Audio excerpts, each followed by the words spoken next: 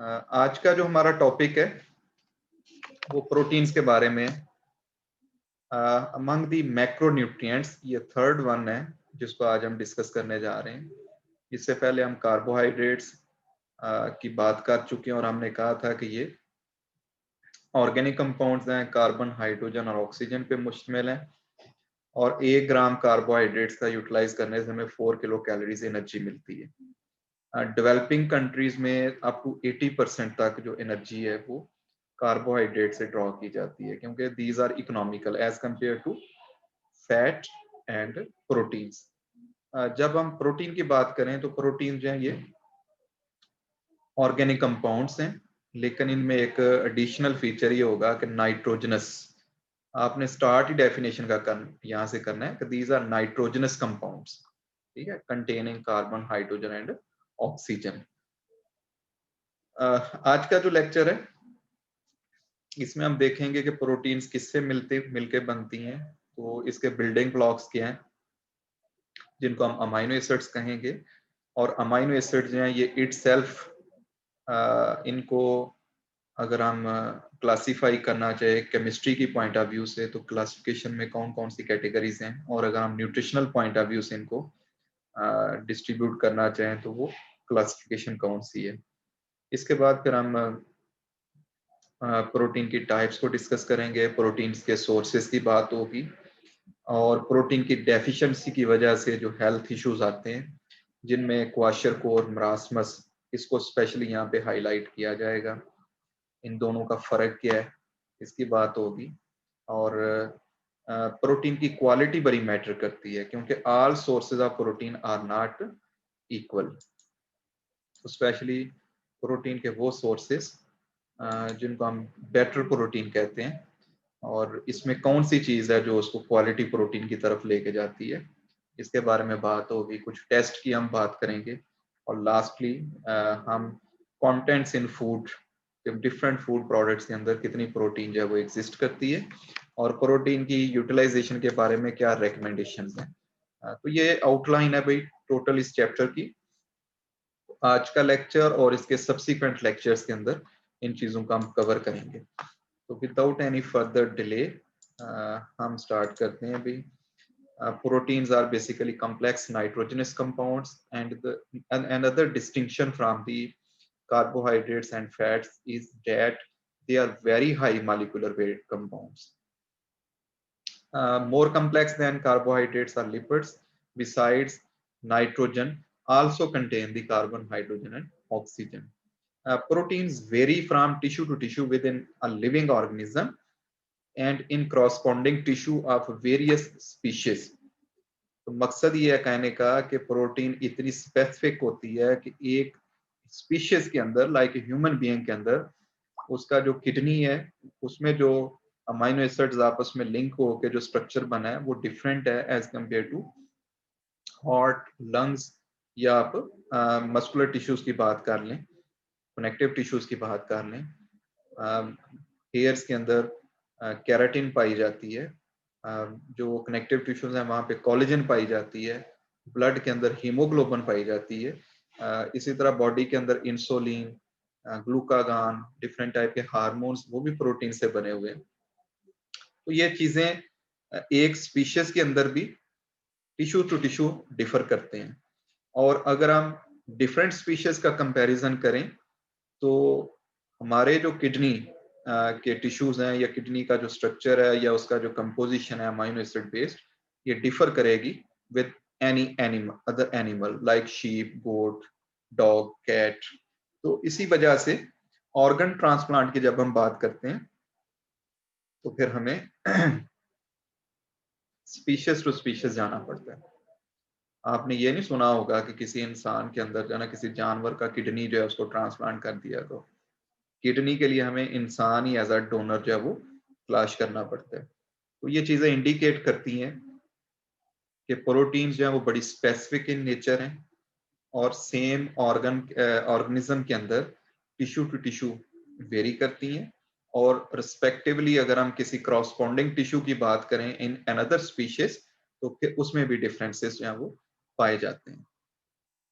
Proteins की एक और पहचान ये है कि इनके अंदर सल्फर भी पाई जाती है। कुछ अमाइनो एसिड्स ऐसे हैं जिनको हम कहते हैं सल्फर कंटेनिंग अमाइनो एसिड्स।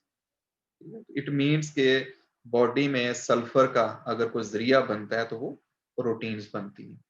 जब हम ऐसी प्रोटीन खाते हैं जिसमें वो अमाइनो एसिड पाए जाते हैं तो अल्टीमेटली प्रोटीन के साथ साथ सल्फर भी जो है वो बॉडी को मिलती है। अब अमाइनो एसिड जो इसका बेसिकली स्ट्रक्चरल कंपोनेंट है, ये आपस में एक दूसरे के साथ लिंक होते हैं और लिंक करके डिफरेंट नंबर में लिंक करेंगे और डिफरेंट सीक्वेंस में लिंक करेंगे तो अल्टीमेटली हमें डिफरेंट टाइप्स की प्रोटीन्स मिलती हैं। Total number of amino acids is 20 और 20 अमाइनो एसिड्स जो हैं ये आपस में डिफरेंट सीक्वेंस और डिफरेंट डिफरेंसेस इन नंबर के हिसाब से जब कनेक्ट होते हैं तो हमें 2000 से ज्यादा जो है वो प्रोटीन्स मिलती हैं। तो number of amino acids 20 but they give rise to more than 2000 proteins in nature. Amino acids are basically building blocks of proteins and type is determined by the sequence of amino acid. Type means type of protein is determined by the sequence of amino acid. For example, in case of hair, keratin is present and it is dissimilar from the casein, which is a protein of milk. Casein हम खाते हैं तो हमें energy मिलती है, तो keratin एक खाने वाली चीज नहीं है, इसका अदर दैन ईटिंग जो है वो फंक्शन हो सकता है। तो ये एक आप देख सकते हैं कि बिफोर कैराटिन ट्रीटमेंट हेयर्स जो है उनका स्ट्रक्चर क्या है, और किसी ने अगर इनकी कैराटिन थेरेपी करवाई है या कैराटिन ट्रीटमेंट करवाई है तो उसके बाद हेयर्स का स्ट्रक्चर जो है वो, तो बालों की जो हेल्थ है ना वो उसको बेहतर रखने में कैराटिन जो है वो रोल प्ले करता है। Genes dictate the sequence of amino acids in a protein, यानी एक प्रोटीन के अंदर कौन कौन से अमाइनो एसिड्स होंगे या उनका नंबर कितना होगा, इसमें जीन्स जो है ना उनका रोल आता है। वो डिक्टेट करते हैं कि आइदर बॉडी को कैराटिन की जरूरत है या बॉडी के अंदर जो है वो हीमोग्लोबिन जो है उसकी जरूरत है। उस हिसाब से अमाइनो एसिड्स जो है ना वो ब्लड में से ड्रॉ किए जाते हैं और जिस जगह पे जिस अमाइनो एसिड की जरूरत होगी वो ब्लड में से उसको ड्रॉ किया जाएगा और वहां पे प्रोटीन की सिंथेसिस शुरू हो जाएगी। तो बेसिक काम क्या है प्रोटीन का? Growth and development. Amino acid आपस में लिंक होते जाएंगे और ग्रोथ एंड डेवलपमेंट होगी। बच्चों में ये ग्रोथ एंड डेवलपमेंट की फेज ज्यादा तेज होती है, इसलिए हम कहते हैं कि बच्चों को प्रोटीन की जरूरत ज्यादा होती है। एक साल के अंदर आइडियली एक बच्चा जो है तकरीबन 3 टाइम्स वेट गेन कर लेता है जितना उसका बाई बर्थ होता है, और इसी तरह वो तकरीबन डबल हाइट गेन करता है जितनी हाइट उसकी बाई बर्थ होती है। इतनी रैपिड जो ग्रोथ है वो हमें किसी और फेज पे नजर नहीं आती। अब यहाँ पे अगर किसी वजह से उसकी हम प्रोटीन पूरी नहीं कर पाते तो बच्चे की ग्रोथ एंड डेवलपमेंट जो है वो सीवियर फॉर्म में डिस्टर्ब होगी। और पाकिस्तान में तकरीबन 1/3 ऑफ द किड्स जो हैं दे आर अंडर वेट, यानी उनका वेट जितना होना चाहिए उससे उनका वजन जो है वो कम है। और इसके अलावा बहुत सारा नंबर ऐसा है कि जिनको एक हम टर्म यूज करते हैं स्टंटिंग, यानी कद छोटा रह जाना एज के हिसाब से, वेस्टिंग जिसमें उनका वेट जो है ना वो एज के हिसाब से कम होता है। तो पाकिस्तान में अंडरवेट, स्टंटिंग, वेस्टिंग ये इस वक्त जो है ना न्यूट्रिशन के रिलेटेड, प्रोटीन की डेफिशिएंसी के रिलेटेड मेजर प्रॉब्लम्स है। जबकि हम अफ्रीका की जब बात करेंगे तो वहां पे क्वाशरकोर और मरासमस भी शामिल हो जाएंगे जो कि प्रोटीन की सीवियर डेफिशिएंसी की इश्यूज हैं।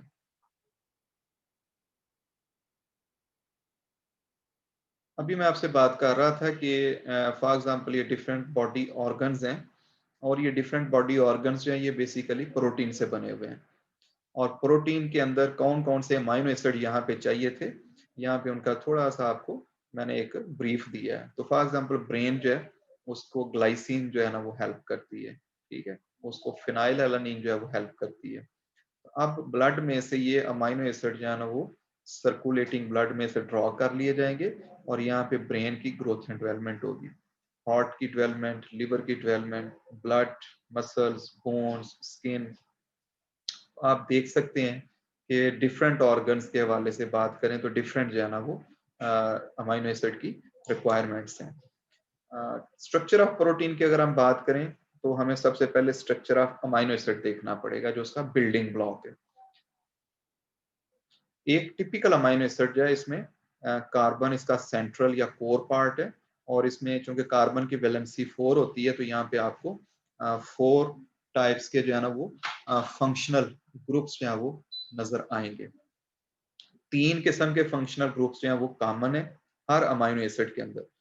तो एक इसमें अमीन ग्रुप आ जाते हैं, ये लेफ्ट साइड पे आपको नजर आ रहा है, और इसी तरह इसमें राइट साइड पे देखें तो कार्बोक्सिलिक ग्रुप है, कार्बोक्सिलिक एंड कह लें, कार्बोक्सिलिक ग्रुप कह लें, और इसी तरह इसमें एक हाइड्रोजन एटम जो है वो अटैच है। तो ये 3 स्ट्रक्चर्स जो है ना ये बेसिकली सेम, ठीक है। अब यहाँ पे आप बेसिक आर ग्रुप है, तो आर ग्रुप जो यहाँ पे नीचे साइड चेन को शो कर रहे हैं, nature of R group in each amino acid is different. तो यहाँ पे हम देखेंगे आगे जाके कि ग्लाइसिन जो है ना, वहां यहाँ पे अगर सिंपल एक हाइड्रोजन अटैच हो जाती है तो वो ग्लाइसिन बन जाते हैं, लेकिन अगर एक और CH2 इसमें ऐड हो जाए तो वो डिफरेंट अमाइनो एसिड में कन्वर्ट हो जाएगा। और इसी तरह ये चेन लेंथ जो है ना वो बाज दफा लंबी भी होती जाती है और एलिफेटिक होती है, स्ट्रेट चेन है, बाज दफा यहाँ पे रिंग स्ट्रक्चर्स भी आना शुरू हो जाते हैं, और उसको हम एरोमेटिक अमाइनो एसिड जो है ना इसका भी नाम देते हैं। अब अमाइनो एसिड्स जो हैं ये पोलर भी हो सकते हैं, नॉन पोलर भी हो सकते हैं, ये एसिडिक भी हो सकते हैं, ये बेसिक और न्यूट्रल भी हो सकते हैं, ये एलिफेटिक्स भी हो सकते हैं, ये एरोमेटिक्स भी हो सकते हैं। तो आगे हम मजीद जो है इन डेप्थ इन चीजों को देखेंगे। Before going into depth, we will see what are the properties of amino acids. Amino acids are basically white in color and crystalline in nature. These are soluble in water. In case of lipids, we have seen that they were not soluble in water, or sparingly soluble in water, but they were soluble in organic solvents. Here, amino acids are soluble in water. However, their solubility depends upon their structure. Some amino acids are completely soluble in water, and some will take more time. So we can say more the complex structure, more more time will be required for solubility in the water. Maybe alkaline in nature, some are acidic in nature, and some have both properties. In case of both type of properties, we use the word of amphoteric. So they are capable of functioning either as an acid or base. If we talk about the taste of amino acids, they have different type of tastes. Some amino acids are sweet in taste like glycine. Some are sour in nature like aspartic acid, glutamic acid. Some are bitter in taste like arginine, and some are tasteless like tryptophan. तो at least एक एक example जो है ना वो आपको जरूर आनी चाहिए। अगर आपसे कहा जाए ना कि फला is the example of bitter amino acid, तो वहां पे आपको आर्जिनिन जो है ना उसके बारे में पता होना चाहिए। क्लासिफिकेशन की बात करें तो क्लासिफिकेशन केमिस्ट्री के पॉइंट ऑफ व्यू से हम देखें तो स्ट्रक्चर के पॉइंट ऑफ व्यू से हम देखेंगे तो उसमें न्यूट्रल, बेसिक, एरोमेटिक, एसिडिक और एलिफेटिक शामिल है। और अगर न्यूट्रिशनल पॉइंट ऑफ व्यू से देखें तो ये एसेंशियल वर्सेस नॉन एसेंशियल होगी। स्ट्रक्चरली इसमें देखें सिंपल 3 जो अमाइनो एसिड है ना वो ग्लाइसिन है, और जिसमें आपको ये 3 कॉमन स्ट्रक्चर्स नजर आ रहे हैं, कार्बोक्सिलिक एंड है, अमीन एंड है, हाइड्रोजन अटैच है, और जो आर ग्रुप था वहां पे हाइड्रोजन एटम आ गया। तो दिस इज द ग्लाइसिन। और इसी तरह जब हम इसमें एक और CH2 देखते हैं वो अटैच हो जाता है तो ये एलानिन बन जाती है, और मजीद एक इसमें ग्रुप आ जाए अगर तो वेलिन ऐड हो जाता है, ये वेलिन में कन्वर्ट हो जाएगी। तो इसी तरह आप देख सकते हैं यहाँ पे कि नॉन पोलर भी और एलिफेटिक अमाइनो एसिड्स, एरोमेटिक जिनमें कोई आपको रिंग स्ट्रक्चर जो है वो नजर आ रहा है just like tryptophan, tyrosine and phenyl alanine. और पोलर वर्सेस नॉन पोलर की बात करें तो इसके साथ साथ पोलर्स में मजीद एक कैटेगरी आ जाती है चार्ज्ड वर्सेस अनचार्ज्ड, ठीक है। तो इसमें आपको यहाँ से इनको देख सकते हैं कि lysine is the example of positively charged. और इसी तरह अगर हम सिस्टीन थ्रियोनीन, सेरीन, ये देखें तो अनचार्ज्ड आर ग्रुप्स इनके अंदर जो है वो एग्जिस्ट करते हैं। इसी तरह एसिडिक की अगर हम बात करें तो ये स्पार्टिक एसिड और ग्लूटामिक एसिड ये एसिडिक की कैटेगरी में भी आते हैं और नेगेटिवली चार्ज्ड आर ग्रुप्स जो है ना उसके हवाले से भी ये जाने जाते हैं। तो ये सेम चीज है, इसको यहाँ पे रिफ्लेक्ट किया गया है। इसमें आप देख सकते हैं कि ये एसिडिक अमाइनो एसिड्स हैं, aspartic acid, glutamic acid. Basics की बात करें तो लाइसिन, आर्जिनिन और हिस्टेडीन आ जाती हैं। और इसके अलावा पोलर वर्सेस नॉन पोलर्स के हवाले से भी इनकी क्लासिफिकेशन आपको यहाँ पे नजर आ रही होती है, जिसमें आपको ये ग्रीन कलर में फंक्शनल ग्रुप्स अटैच नजर आ रहे हैं आर चेन की जगह पे, तो ये नॉन पोलर साइड चेन्स हैं। और कंपैरेटिवली ये वाला कलर जो है वो आपको पोलर साइड चेन्स को जो है वो यहाँ पे रिफ्लेक्शन दे रहे हैं। स्ट्रक्चर्स को आपने याद नहीं करना, लेकिन एटलीस्ट जितना मैंने इस पे टाइम डिप्यूट किया है इस तरीके से इसको गो थ्रू जरूर कीजिएगा। अब हम न्यूट्रिशनल पॉइंट ऑफ व्यू से देखें तो amino acids can be essential amino acids और नॉन एसेंशियल अमाइनो एसिड्स। और अब इसमें सेम डिफरेंस है जिस तरह हमने एसेंशियल फैटी एसिड की बात की थी और नॉन एसेंशियल फैटी एसिड की बात की थी। एसेंशियलिटी मीन्स के बॉडी में इनकी प्रोडक्शन होती है या नहीं होती। Those amino acids which cannot be synthesized in the body, ठीक है, सिंथेसाइज नहीं होते या सफिशिएंट अमाउंट में सिंथेसाइज नहीं होते, उतनी अमाउंट में कि जितनी बॉडी की नॉर्मल ग्रोथ एंड डेवलपमेंट के लिए चाहिए थी, ठीक है, तो फिर हमारे पास क्या ऑप्शन रह जाता है कि they must be present in diet, they must be supplied through the diet. और इसमें हम वर्ड यूज करते हैं dietary essential, these becomes essential through diet in the body. Examples include isoleucine, leucine, lysine, methionine, phenylalanine, threonine, tryptophan, valine। इसी तरह arginine, हिस्टेडीन, इसके बारे में कुछ लिटरेचर में कहा जाता है कि बच्चों में ये जो है ना एसेंशियल है, क्योंकि उनकी बॉडी में सिंथेसाइज नहीं होते, लेकिन एक स्टेज आती है कि जिसमें बॉडी इनको सिंथेसाइज करना शुरू कर देती है। फिनाइल, ये अब इनको आपने रिमेंबर कैसे करना है भाई, क्योंकि अगर एग्जाम में क्वेश्चन आता है कि difference between essential versus non essential amino acids, तो डेफिनेशन देनी होगी और फिर एक आध एग्जांपल देते हैं साथ। तो एग्जांपल के लिए आपको इनको रिमेंबर करना जो है वो जरूरी है। दूसरा, इनको हम डिटेल में भी आगे देखते हैं, तो ये काम क्यों, क्या क्या काम करते हैं बॉडी के अंदर जिनकी वजह से हम इनको एसेंशियल अमाइनो एसिड्स कह रहे हैं, और इनकी अगर बॉडी में कमी हो जाती है तो उसकी वजह से कौन से फंक्शंस जो है वो डिस्टर्ब होंगे। इनको रिमेंबर करने के लिए लोग डिफरेंट टाइप के कोड वर्ड्स यूज करते हैं, शॉर्ट वेरिएंट्स यूज करते हैं। तो यहाँ पे भी आपको ये चीजें नजर आ रही हैं। लेट्स के मैं एक मैंने इस सेंस में इनको याद रखा हुआ है कि मिस्टर वॉट एम फिल। अब मिस्टर वॉट एम फिल में what stands for V, valine, A stands for G, arginine, T for tryptophan and T for threonine. इसमें दो टी हैं भाई, थ्रियोनिन और ट्रिप्टोफैन, तो ये मिस्टर वॉट बन गया। अब एम फॉर मैथियोनिन और phil, P H I double L, P for phenylalanine, H for histidine, I for G, isoleucine. और अब इसमें दो एल जो बच जाते हैं ना, वो एक ल्यूसीन के लिए और एक लाइसिन के लिए। तो सिंपली पहले हम 20 को रिमेंबर करने की कोशिश करें और उसके बाद फिर हमने असेंशियल को जाना वो स्पेशली जहन में रखना है, और बाकी जो एग्जांपल्स रह गई हैं उनको हम नॉन एसेंशियल में लिख सकते हैं। फॉर एग्जांपल यहाँ पे हमें एस्पार्टिक एसिड, ग्लूटामिक एसिड ये नजर नहीं आ रहे, इट मींस ये नॉन एसेंशियल की कैटेगरी में फॉल करते हैं। सोर्सेज की बात करें तो ये प्लांट वर्सेस एनिमल है, दोनों तरह की फूड्स में पाए जाते हैं। प्लांट सोर्सेज में अगर रिच सोर्स की बात करें तो वो लेग्यूम्स और पल्सेज हैं, और इसके अलावा नट्स हैं, आलमंड, पिस्टैचियो, वालनट, ठीक है, ये सारी इसके एग्जांपल्स हैं। इसके बाद सीरियल्स भी मेजर सोर्स हो जाते हैं इस सेंस में, क्योंकि सीरियल्स जो है हम रोज खाते हैं, तो अगर इनके अंदर 12%, 13% भी प्रोटीन पाई जाती है तो ये भी बॉडी के अंदर आहिस्ता आहिस्ता जो है वो बिल्ड होती जाती है। वेजिटेबल्स जो है वो इतना अच्छा सोर्स नहीं है, लेकिन कुछ अमाइनो एसिड्स हैं वो लीफी वेजिटेबल्स में से हमें मिलते हैं।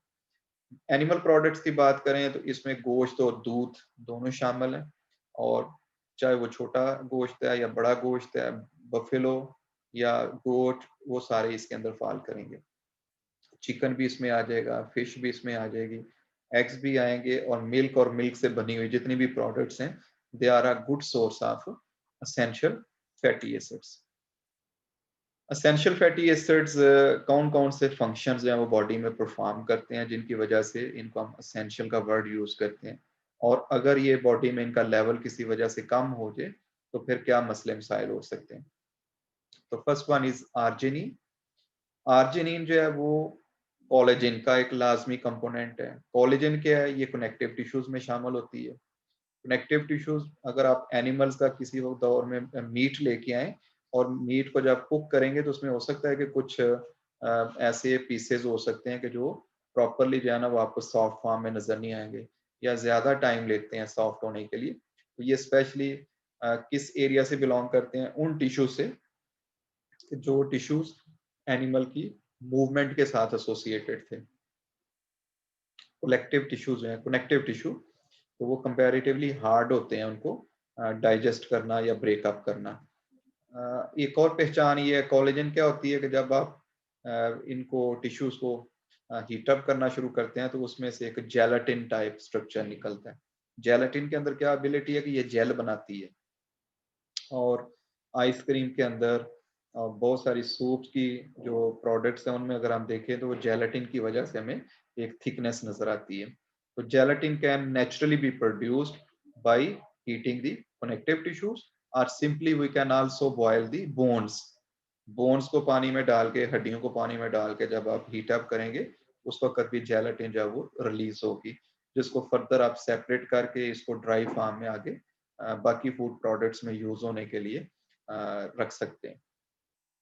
तो कोलेजन अगर नहीं होगा तो हमारे कनेक्टिव टिश्यूज काम नहीं करेंगे, कनेक्टिव टिश्यूज काम नहीं करेंगे तो हमारा चलना फिरना मुश्किल होगा। इलास्टिन एक और एग्जांपल है। अभी इलास्टिन कहाँ पाई जाती है? आर्टरीज के अंदर, स्पेशली खून की वो छोटी नालियां जिनसे ब्लड गुजर के हर सेल तक जो है वो पहुंचता है। अब ये आर्टरीज जो हैं, इनके अंदर अगर इलास्टिसिटी ना हो, लचक ना हो, और अगर किसी वजह से हाइपरटेंशन या ब्लड प्रेशर जब वो बूस्ट कर दे तो इन आर्टरीज का रप्चर होने के चांसेस जो है वो ज्यादा हो जाते हैं। बाज दफा आप वर्ड सुनते हो कि ब्रेन हेमरेज हो गया। तो ब्रेन हेमरेज क्या होता है बेसिकली, कि वहाँ की जो आर्टरीज हैं वो रप्चर हो जाएंगी, और ब्लड जो है ना वो ब्रेन के एक्सटीरियर जितना भी उसका पोर्शन है, कंफाइंड ब्लड जो है वो ओपन स्पेसेस में आ जाएगा, और अल्टीमेटली इंडिविजुअल जो है उसको अगर प्रॉपरली ट्रीट ना किया जा सके, टाइमली ना देखा जा सके, तो उसकी डेथ हो जाएगी। तो इलास्टिन जो है इसकी वजह से आपकी जितनी भी आर्टरीज हैं उनके अंदर इलास्टिसिटी है, लचक है। हीमोग्लोबिन बड़ा इंपॉर्टेंट कंपोनेंट है ब्लड का, और ये ऑक्सीजन कैरी करता है। अगर बॉडी में ऑक्सीजन कैरी ना हो तो सेल्स की डेथ होना शुरू हो जाए। हम बॉडी में जो एनर्जी ड्राइव करते हैं डिफरेंट फूड से, उसके लिए भी ऑक्सीजन रिक्वायर्ड है एनर्जी को हासिल करने के लिए। अब ये ऑक्सीजन हर सेल तक लेके जाना, ये किसका काम है? हीमोग्लोबिन का, रेड ब्लड सेल्स का। अब इसमें अगर खुदा न खास्ता कमी हो जाए, एचबी लेवल कम हो जाए, तो उस बंदे के लिए सांस लेना मुश्किल हो जाएगा। ठीक है। इंसुलिन और ग्लूकागान ये दो हार्मोन्स हैं जो प्रोटीन से बनते हैं, और प्रोटीन भी कौन सी? स्पेशली आर्जिनिन से। इंसुलिन जो है ये इसको वेल फेड हार्मोन भी कहते हैं, यानी जब आप खाना खाते हैं तो उसके मेटाबॉलिज्म के लिए, कार्बोहाइड्रेट की ब्रेकडाउन के लिए इंसुलिन रिलीज होता है। और इसी तरह अगर हम फास्टिंग वाली कंडीशन हो तो बॉडी को एनर्जी की जरूरत हो, तो फिर एनर्जी यूटिलाइज करने के लिए specially in the form of glycogen, glycogen को ब्रेक डाउन करना ताकि उसमें से हमें ग्लूकोज मिल सके, वहां पे ग्लूकागान जब अपना रोल प्ले करता है। तो आपका जो मेटाबॉलिज्म ऑफ कार्बोहाइड्रेट है वो इंसुलिन और ग्लूकागान की बगैर जब वो कंप्लीट नहीं हो पाता। तो आर्जिनिन बड़ा ही असेंशियल अमाइनो एसिड है, बहुत वाइटल काम कर रहा है बॉडी के अंदर, चाहे वो कंस्ट्रक्शन के रिलेटेड काम है, चाहे वो इलास्टिसिटी या रेगुलेशन के हवाले से बात करें। तो नेक्स्ट क्वेश्चन ये आता है कि ये कहाँ से हमें मिलेंगी? तो आर्जिनिन ब्रॉडली आप प्रोटीन जब खाते हैं, और अगर क्वालिटी प्रोटीन की बात करें तो एनिमल सोर्स प्रोटीन जितनी आप लेंगे उसमें से ये एसेंशियल आपको मिलते जाएंगे। इसके अलावा अगर हम सोर्सेज देखें तो इसमें ground nut, walnut, watermelon seeds, green and root vegetables और गार्लिक, जिनसिंग। जिनसिंग एक चाइना की एक फेमस हर्ब है, ठीक है, तो ये इसका अच्छा सोर्स है। सोर्सेस पे मैं इतना ज्यादा कन्फाइन नहीं करूंगा, एग्जामिनेशन पॉइंट ऑफ व्यू से भी आपको ज्यादा मैसेज जो है ना ये क्लियर होना चाहिए कि ये फंक्शन क्या परफॉर्म करते हैं कि जिसकी वजह से ये इनके बगैर जिस्म का गुजारा नहीं होता। सोर्सेज की अगर जरूरत पड़े आपको तो ये डॉक्यूमेंट आपके पास अवेलेबल होगा, आप इसमें से लोगों को गाइड कर सकते हैं। तो इसमें अगर हम बात करें फर्स्ट इसकी हिस्टिडीन की, तो हिस्टिडीन जब ग्रोथ एंड डेवलपमेंट में रोल प्ले करता है तो बच्चों के लिए बहुत जरूरी है। रिपेयर ऑफ टिश्यूज का काम करता है, तो ये बूढ़े जैसे जैसे जैसे हम एजिंग की तरफ जाते हैं हमारी बॉडी में वियर एंड टीयर ज्यादा होती है, तो वहां पे ये बहुत जरूरी है।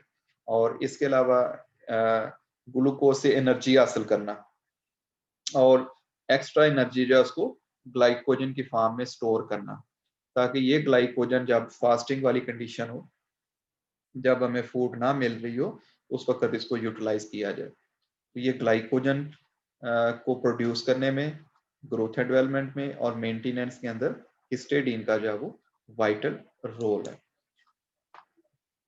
इसी तरह आइसोल्यूसिन और ल्यूसिन की अगर हम बात करें तो ये रिलीज ऑफ एनर्जी में हेल्प करती है।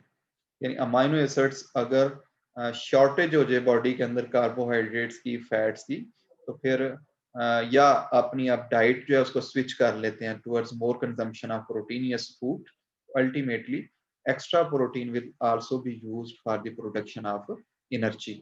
अब एनर्जी रिलीज करने का जो प्रोसेस है उसमें ल्यूसिन और आइसोल्यूसिन जो है वो दोनों अपना रोल प्ले करते हैं।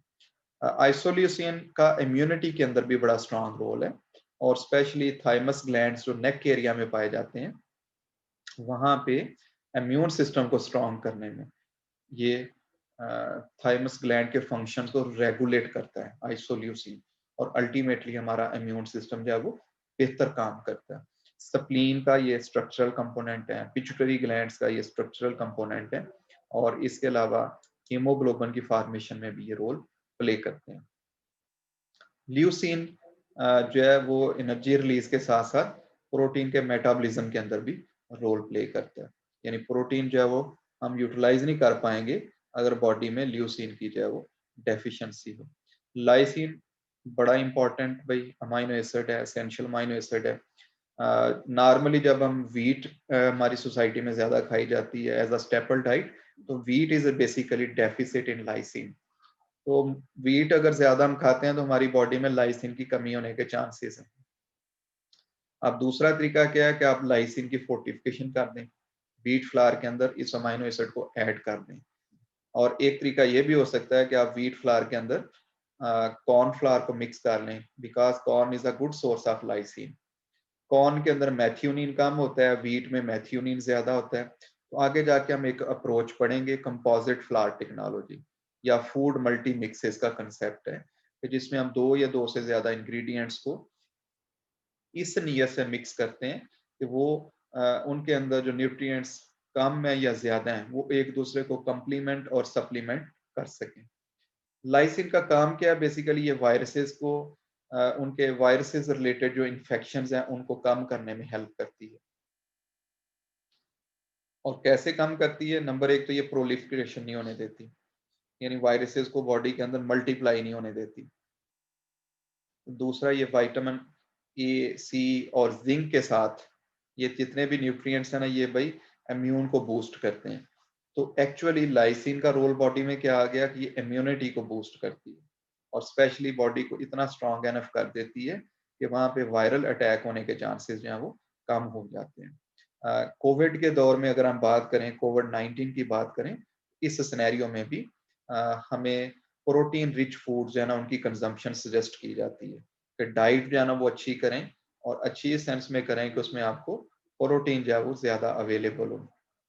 स्पेशली ऐसी डाइट लें, ऐसे प्रोटीन सोर्सेज लें कि जिनके अंदर असेंशियल अमाइनो एसिड जो है वो ज्यादा पाए जाते हैं, जस्ट लाइक लाइसिन ताकि वायरल इन्फेक्शन जो है उसको किसी तरीके से कम किया जा सके। मैथियोनिन जो है ये one of the sulphur containing amino acid है। इसके अलावा सिस्टीन और सिस्टाइन दो और अमाइनो एसिड्स हैं जिनमें सल्फर पाई जाती है, और ये तीसरा जो है वो मैथियोनिन के नाम से है। ये न्यूक्लिक एसिड की सिंथेसिस में रोल प्ले करता है, यानी हमारा डीएनए जो है वो प्रॉपर काम नहीं कर सकता अगर न्यूक्लिक एसिड ना हो। कोलेजन जिसका हम पहले जिक्र कर चुके हैं, कनेक्टिव टिश्यूज की स्ट्रेंथ के अंदर मैथियोनिन का रोल है। और इसके अलावा मैथियोनिन जो है वो एंटीऑक्सीडेंट का भी काम करती है बॉडी के अंदर, और हमारा जो एंटीऑक्सीडेंट पोटेंशियल है उसको एनहांस करेगी। फ्री रेडिकल्स जो बॉडी में डेवलप होते हैं उनको स्केवेंज करने में हमें प्रोटीन हेल्प आउट करती है। लिवर को प्रोटेक्ट करती है बाय प्रिवेंटिंग फैटी डीजनरेशन। तो लिवर की फैटी डीजनरेशन एक हेल्थ इशू है भाई, उससे हमें प्रोटेक्ट करने में भी मैथियोनिन रोल प्ले करती है। कोलेस्ट्रॉल को डिसॉल्व करती है, अल्टीमेटली बॉडी में कोलेस्ट्रॉल का लेवल जो है वो बेहतर रहेगा, ना एक्सेसिव साइड पे होना चाहिए ना कम साइड पे होना चाहिए। और हीमोग्लोबिन की सिंथेसिस के अंदर भी इसका रोल एस्टेब्लिश्ड है। सोर्सेज अगेन आप खुद इनको देख लीजिएगा। Phenyl alanine another amino acid which is associated with thyroid secretion. Thyroid secretion कहाँ पे प्रोड्यूस्ड बाय द थायरॉक्सिन। इस सिक्रीशन का नाम क्या है? थायरॉक्सिन। और ये प्रोड्यूस कौन करते हैं? Thyroid glands. और कहाँ पे प्रेजेंट करते हैं? ये नेक एरिया में। लेकिन इसके अगर देखा जाए तो इसके अलावा एडिशनल फंक्शन क्या हो गया कि ये एपिटाइट को कंट्रोल करता है, और स्पेशली अगर डाइट से पहले, खाना खाने से पहले इसको यूज किया जाए तो मीट जो सॉरी एपिटाइट जो सप्रेस कर जाएगी। अब ये अप्रोच स्पेशली हम कहाँ यूज कर सकते हैं? जब हमने किसी का वेट मैनेज करना हो, वजन मैनेज करने के लिए, वजन कम करने के लिए एक तरीका ये भी हो सकता है कि हम भूख को सप्रेस कर दें ताकि डाइटरी इनटेक किसी तरीके से कम किया जा सके। तो इस सिलसिले में फिनाइल एलानिन जो है वो सप्लीमेंट्स की फॉर्म में दिया जा सकता है, या इसके जो डाइटरी सोर्सेज हैं इनको यूज करने से स्टाइटी लेवल जो है ना उसको अचीव किया जा सकता है कि आपको भूख कम लगेगी और ultimately your weight will be managed. Threonine, another important amino acid essential with respect to functions of brain। यानी अगर नर्वस सिस्टम की हेल्थ आप बेहतर रखना चाहते हैं और कन्वलियंस वगैरह के अटैक से बचना चाहते हैं, जैसे मिर्गी का दौरा पड़ता है या दिमाग को या किसी झटके लगना शुरू हो जाते हैं, इनवॉलंटरी मूवमेंट शुरू हो जाती है बॉडी लिम्स की, और नर्वस सिस्टम के हवाले से ये सारी चीजें नर्वस सिस्टम कंट्रोल कर रहा है, तो अल्टीमेटली थ्रियोनिन जो है वो इसमें हमें प्रोटेक्टिव रोल प्रोवाइड कर सकता है। ट्रिप्टोफैन एक तो ये हमारे लिए विटामिन बनाता है नायासिन के नाम से, इसके अलावा ब्लड क्लॉटिंग में ये रोल प्ले करता है, और ब्लड क्लॉटिंग अगर किसी वजह से इंजरी हो जाए, एक्सीडेंट हो जाए और ब्लड क्लॉट ना करे तो डेथ होने के चांसेस बढ़ जाते हैं। इसके अलावा डाइजेस्टिव जूसेस की प्रोडक्शन में रोल प्ले कर रहा है। डाइजेस्टिव जूसेस जितने बेहतर प्रोड्यूस होंगे हमारा डाइजेस्टिव सिस्टम उतना ही अच्छा काम करेगा।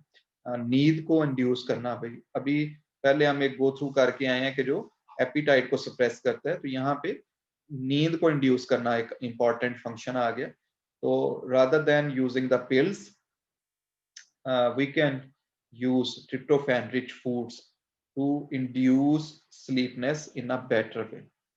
इसके अलावा ये नर्वस सिस्टम को भी रिलैक्स करता है, यानी सुकून हासिल करना हो तो ट्रिप्टोफैन जो है ना इसको यूज किया जा सकता है। और इसके ये कुछ सोर्सेज जो है वो यहाँ पे लिखे गए हैं जिनको यूज करने से ये डिजायर्ड कैरेक्टर्स जो है वो लिया जा सकता है। Last one is the valine. Valine जो है ये बॉडी ग्रोथ के अंदर रोल प्ले करता है, प्रॉपर परफॉर्मेंस में इसका रोल आ जाता है नर्वस सिस्टम की। तो ओवरऑल हम कह सकते हैं कि थ्रियोनिन और वैलीन जो है वो नर्वस सिस्टम को बेहतर रखने में रोल प्ले कर सकते हैं। ग्लूकोज नॉर्मल सोर्स है भाई बॉडी के अंदर जो एनर्जी का, इसकी ब्रेक डाउन होती है जिसको हम ग्लाइकोलाइसिस कहते हैं, तो पायरुवेट बनता है, और पायरुवेट से एसिटाइल को ए और एसिटाइल को ए इसका ट्राई कार्बोक्सिलिक एसिड में शामिल होके NADH FADH2 की फॉर्म में एनर्जी रिलीज करना, या जिसको हम ATP कहते हैं, बेसिकली ATP सिंथेसाइज होना, ultimately we will get the energy. Glucose जो है ये अगर सरप्लस हो हमारे पास तो ये ग्लाइकोजन की फॉर्म में स्टोर हो सकता है। तो ग्लाइकोजन की सिंथेसिस में ग्लूकोज होना जरूरी है। और glycogen storage form of energy है ग्लूकोज की बॉडी के अंदर, और इसको जब ब्रेक डाउन करते हैं तो उसके नतीजे में फिर हमें ग्लूकोज मिलता है और ये साइकिल जो है वो चलना शुरू हो जाता है। जबकि हम फैट्स की बात करें तो फैट्स के अंदर भी सेम प्रोसेस है। ट्राइग्लिसराइड्स न्यूट्रिशनली इंपॉर्टेंट हैं, इनका जब ब्रेक डाउन होता है तो इस प्रोसेस को हम लाइपोलाइसिस कहते हैं, और लाइपोलाइसिस के नतीजे में हमें डिफरेंट फैटी एसिड्स मिलते हैं। These fatty acids after passing through the beta oxidation process we get this acetyl CoA, and same acetyl CoA will run the TCA cycle and results in the production of energy in the form of ATP. Same can be achieved through the phospholipids as well.